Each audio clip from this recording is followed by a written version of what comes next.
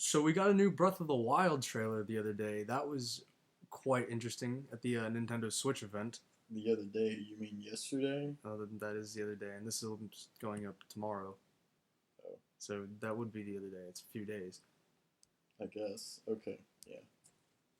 So that trailer held quite a few interesting things. I was really excited for this trailer.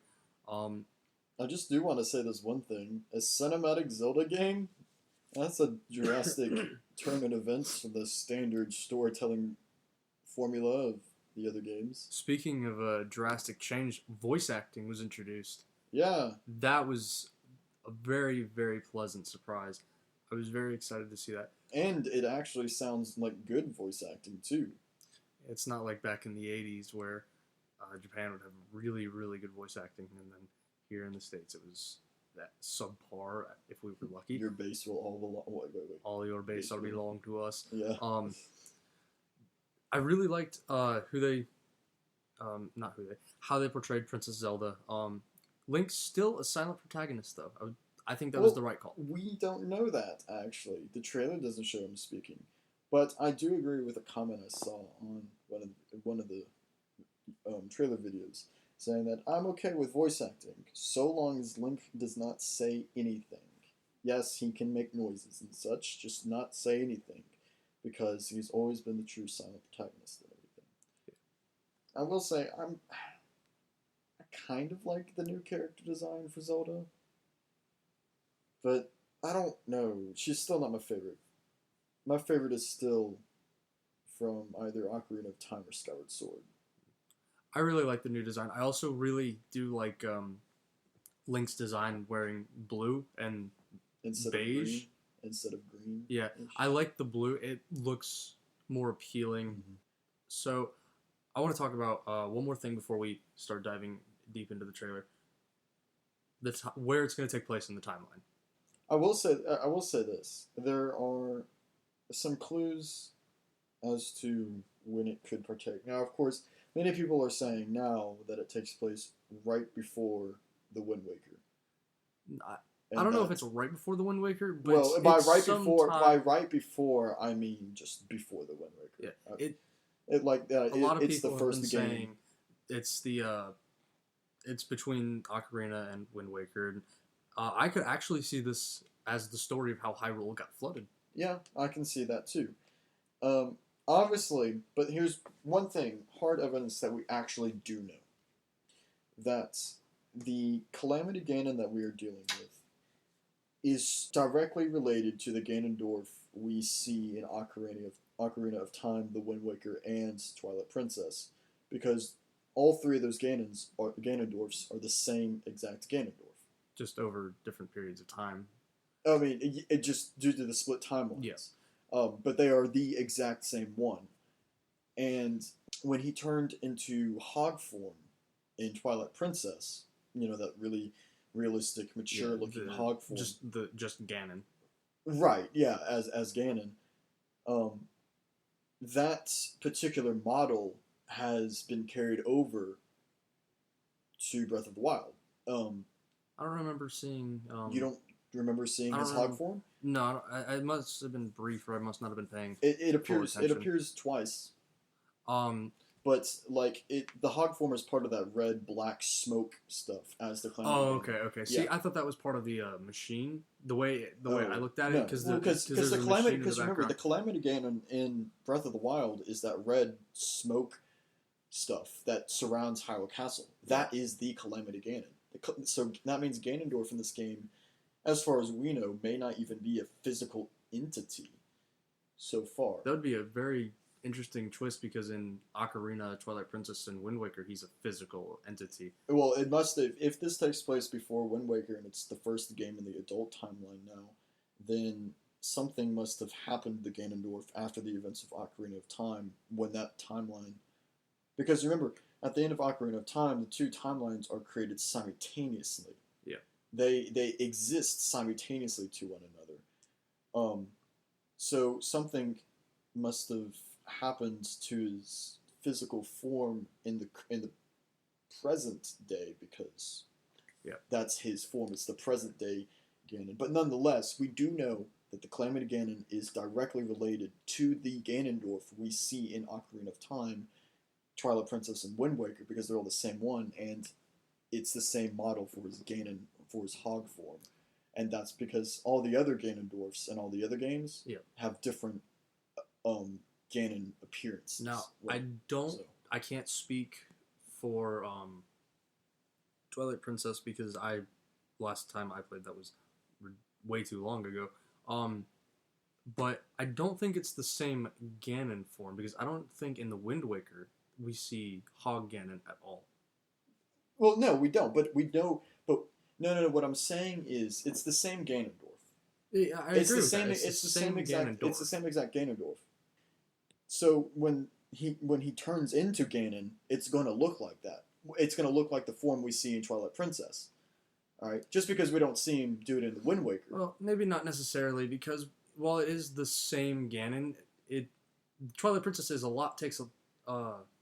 takes place a lot closer to Ocarina of Time than the Wind Waker does. What's your point? How does time affect anything? Oh, the only reason time would slightly affect it at all is so we know Ganon is imprisoned at the end of Ocarina of Time, and in the present day. And there is a huge gap between it and the Wind Waker, and we know in the story of the Wind Waker, the hero of time trapped him, and he was basically, if I remember correctly, forced to meditate upon himself or something like that. So it would make sense that he would grow more powerful and he would have time to, for lack of a better term, enhance himself. Well, yeah, but his Ganon form would still share... Like, for instance, his Ganon form in Ocarina of Time looks different than the one in Twilight Princess, but there's still many, many similarities in the facial features of his Hog form. When it comes to the tusk, the nose, the eyes, the mane, if you want to call it the mane, I guess. The fur around his neck and all that jazz, and just like the massive size. And of course, basing it on the realistic aesthetic appeal, Twilight Princess is the most realistic looking one out of all of the games. And the Calamity Ganon that we see in Breath of the Wild shares the most similarities with his appearance, with the Ganon appearance in Twilight Princess, based on what I saw. And as such, because of that, we know it's connected to that Ganondorf. It's not, the Calamity Ganon is not connected with any of the Ganondorfs we see. Now, granted though, we could be way off, and this could be at any other point in the timeline. Yeah. Because they've done a very good job. Well, we know it can't be before Skyward Sword. Not necessarily true. There is the possibility, but like how it would be. Hyrule wasn't. Hold up. So remember, Nintendo, they make the games. They can do whatever they want. They can say whatever they want about it. They can, as long as they give a legitimate in the real explanation. World, so realistically, it does have the potential to be before Skyward Sword. However, that's not going to happen with this one. And it's definitely not in the what's the timeline with the original games? It's that's the child timeline. No, well that's the hero fails. That's the hero dies. That's the hero fails. No, that's the hero. The hero fails. The hero dies. Well, yeah, it's the hero's die, but he fails when he dies. Yeah, but that's because that timeline is created if Link dies at any point in Ocarina of Time during this fight with Ganondorf/Ganon. I thought it was if he dies at any point before that, and I thought the middle one... No, it's only when he's fighting Ganon. Okay. Easily, though, it cannot fit into that timeline, because in that timeline, it's... Actually, it could strictly due to one game. I think it was... It could be the sequel to Link's Awakening. That's what I was going to say. It's strictly Link's Awakening. The shot of... / probably the worst Zelda game ever. The shot of the Master Sword with the 3 flowers behind it, we see that exact same shot again in this trailer. So look at Nintendo go with attention to detail. But that's the only thing that could signify that it is in that timeline. What I want to know is I haven't played the Wind Waker, but is The Temple of Time in the Wind Waker. The Temple of Time, if I recall, is not in The Wind Master Waker. Sword is though. Master Sword is in the. Where is does in the Wind Link? Waker. Where does Toon Link find I haven't got the it yet. Master? Well, do you know? No, I don't know off the top No? of my head. I will Google it Okay. and I can take this out. Where does Because the Master Sword resides within the Temple of Time, so Master Sword if Breath of the Wild does in fact take place before the Wind Waker, then Swords of the Wind Waker. something must have happened to the Temple of Time because it's outside in the forest. Rather than Oh, okay. It's hidden. It's in Hyrule Castle, not in the Temple of Time. In the What? Wind Waker. Okay. You asked the location of the Okay. Master Sword. You get it in Hyrule Castle. Okay. So no Temple of Time. I do still need to finish the Wind Waker. I've been putting that off for a long time. So there was a few specific scenes that really caught my attention. First off, right after the Goron, where I think it was the king. When he clasps his hands and is like, No, not that.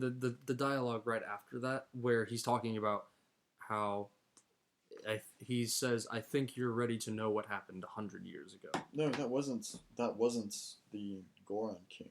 No, I didn't say it was the Goron King. I just said after the Goron, You see that comma, scene. the king. Different person. I meant it as a different person. Oh well, no. Well, the king when he was saying, protect my daughter or whatever. Yeah. Is that the person you're talking about? He said 100 years Yes. ago. That's not him. So I forget who it was, but it was either It's him the or it was Deku the. Tree. Oh, that's right, the Great Deku Tree. It was the tree who was saying The that. Great Deku Tree. Because Which I'm very glad to see the Great Deku which Tree. is has another returned. reason why people think that it takes place. In between Wind Waker and Ocarina, because the Great Deku Tree does return in the Wind Waker. Yeah. Definitely Now the Great Deku Tree dies in Ocarina of Time, but it was replaced. he was reborn. He was reborn. We'll call it, or would it be regrown? Replanted. Definitely though. That was very exciting to see. He's only in frame for a few seconds. Mm-hmm. Probably not even 3. You don't even see his eyes. You only see his mouth. But Yeah. you can tell it's the tree. Yeah, because you have to it's pause the it though. tree. You really have to look at it. I mean, you I can tell didn't that notice it until I watched it the second time. I was like, Yeah. oh shit, that's the Deku Tree. And so my favorite shot though is definitely when Link is running. And it's a shot we've seen in every single trailer. He runs off the side of the mountain and jumps into that parachute kind of thing. It's Wind Glider. Yeah, the wind glider. That's still my favorite shot because it just shows the scope of the game. Every single time I see Link doing that, it reminds me of the Assassin's Creed games where you can just jump off tall buildings. I really with thought they parachutes. stumbled for a second because the first time I watched it, I thought there was a big frame drop. Oh, Turned out just to be my phone. oh, I was like, oh, thank God. But my absolute favorite scene in the whole trailer, and it's a testament to the care Nintendo has put in with the voice acting and who they chose and everything. It's when Princess Zelda breaks down and cries. I was about to say the same I exact thing. Love that scene. And I will say, though, I do kind of wish they didn't show it. I feel that could have been a very impactful scene. Yeah, that's some of the issues with trailers, and the fact that they give too much sometimes. Oh. I will say, do you think the music in the trailer? Do you think that's official music of the game, or do you think No, that I was don't think just that's music? official. I think that's just trailer music. I don't think that's official in any way. Because shape, it or sounded, it had Zelda melodies in it, but it sounded too action-packed trailer music. form. Like It sounded like something I would get out of, say, like a Star Fox game, maybe. Yeah. Like just action. It just kind of just sounded like a cliche trailer. Yeah. To me.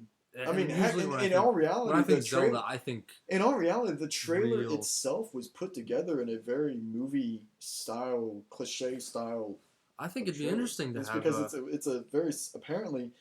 I'm assuming that Breath of the Wild is going to be a very cinematic game, which is again going to be a drastic change. For the Zelda franchise. Yeah.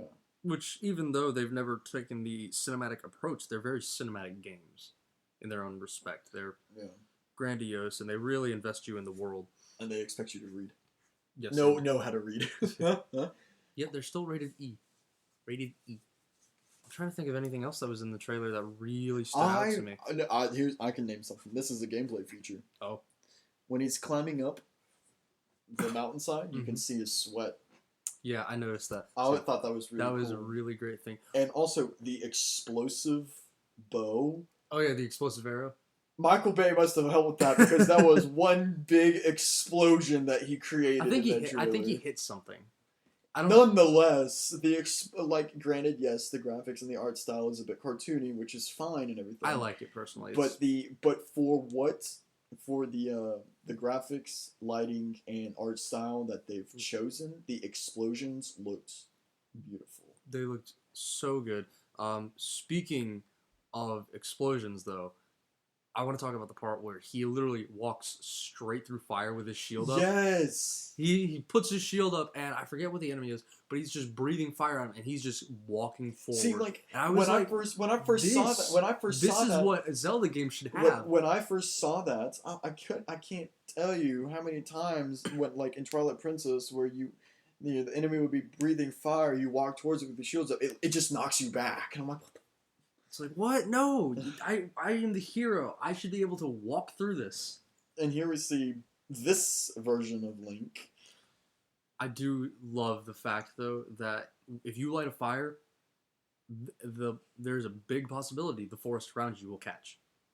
Or if you go into the blizzard without getting the proper equipment, Link could freeze. Like Nintendo has gone on before, they were like, the weather will play a huge factor in this game. Watch this game be like, it has a difficulty and it becomes like Dark Souls level difficulty. No, it's not gonna be that bad. I don't know. I wonder though, will we still be able to beat the final boss with the Deku sticks? Or trick him with the fishing pole? Yeah, or trick him with the fishing pole. Speaking of the fishing pole, though, some of the gameplay we got in, not in this trailer, but during the event, during the live stream that Nintendo did, showed off just some more of the basic gameplay, and it just looks gorgeous. You can fish, you can cook. I think that's an interesting thing. I like the new cooking mechanic. I think that'll add an extra layer. Like, I think it'd be really cool if you have to feed Link every so often, otherwise he could just die. Kind of like an FF15? Yeah. So one last thing before I think we're done. There is one specific shot of Link climbing a mountain. That was the shot I was referring to with the sweat. No. Snow. Climbing a snowy mountain. Oh. On horseback. And I am convinced that is the same shot from Majora's Mask. Well, I mean, it can't be, considering but no. Like, just the way it looks, the way it was shot. What's the name of the world in Majora's Mask? Oh, God, I can't remember. I know it begins with a T, I think. Termina. Termina! I knew it began with a T. It looks exactly like a shot out of Termina when you get through the first dungeon and you have to climb. I know Termina is a different world than Hyrule, but is it like a mirror world of Hyrule, or in a sense, or is it still unique? It's still unique in its own sense, but it's different enough. You mean similar enough? No, it's different enough to be considered its own thing. Okay. People and the creatures. Termina is often thought of as a parallel world to Hyrule. This is never directly stated in the game, though the manual does call Termina a parallel world. In-game legend states that the land was created by the four giants. So it is similar to Hyrule, but it's different enough. And it can't really be the parallel to Hyrule because we know in A Link Between Worlds that's impossible because the true parallel to Hyrule is Lorule. Where does that appear? Link Between Worlds. Oh. But yeah, so that's pretty much everything from the trailer. I wanted to cover anything else for you? Trying to remember.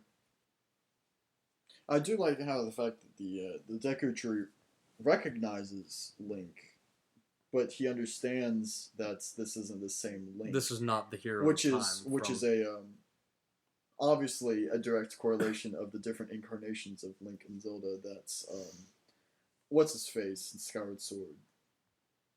Demise, the curse that Demise put on them. Because the games don't really reference them as separate beings. The games don't really reference Link and Zelda as different incarnations. Now, granted, what the Deku Tree says, and he's like, I see that you don't recognize who I am. Now, that's not a direct reference to the reincarnation thing, but it's a subtle hint of like, not a hint, but it's a subtle cue. It's like that the Deku Tree knows this is not the same hero he knew, implying that it's a reincarnation of Link. So, I do want to talk about the people that we do see, the other characters you see in the trailer. Are those the sages? I think they are, but I can't be entirely certain because if I remember correctly, we don't get a good view, or was it all dialogue? No, we see view. We see the Zora one, I believe. I do believe we see the Garuda one, the one with the green eyes and red hair and whatnot. And we also see like a falcon, like a bird thing. You remember that? Yeah, in the trailer. Yeah, I remember. It kind of reminded me of whatever the animals were in Skyward Sword. I forgot what they were called. The thing that Link rides. Yeah. Yeah. Also, I do not like the new character model for the fairy. Really? The Great Fairy. Let me see it. Hold on. Because I've never liked the designs for the Great Fairy, and if I remember correctly, let me see. Oh, I do like this one. I actually really like this one. This is the first one, other than the Wind Waker, that I've actually really liked because in Majora's Mask and Ocarina of Time and Twilight Princess, they're just too. They look too much like they came out of Lord of the Rings for me. Well, the one in Ocarina of Time and Majora's Mask is pointy. Well, in the 3DS, she's a bit more rounded, but she's got a big bust. I was like, good Josh. I like this one. They did a job. They did it.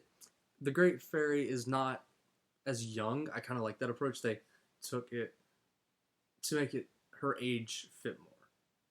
Because fairies would still age, I would assume. Yeah. They would just age at a much, much, much, much, much slower rate. What do you think about Link having longer hair? I like that. I think that's a good call. Again, Link got basically a big redesign. He looks a lot younger. I don't think so. I think that's just the art style. I think that's just a thing of the art style. I really like it though, and I really like this shot. He looks younger. I really like this shot though.